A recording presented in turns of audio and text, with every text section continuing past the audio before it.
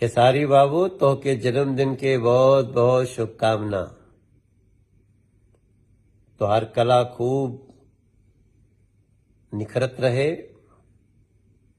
हमेशा स्वस्थ रह, मस्त रह और व्यस्त रह। Many many happy returns of the day. हम दुबई में बानी, दुबई से तोहके आशीर्वाद दे रहल बानी। हैप्पी बर्थडे भाई खेसारी, खुश रहा।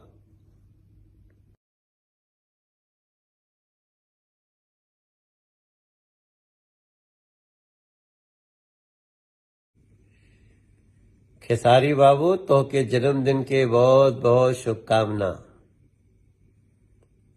तोहार कला खूब निखरत रहे, हमेशा स्वस्थ रह, मस्त रह और व्यस्त रह।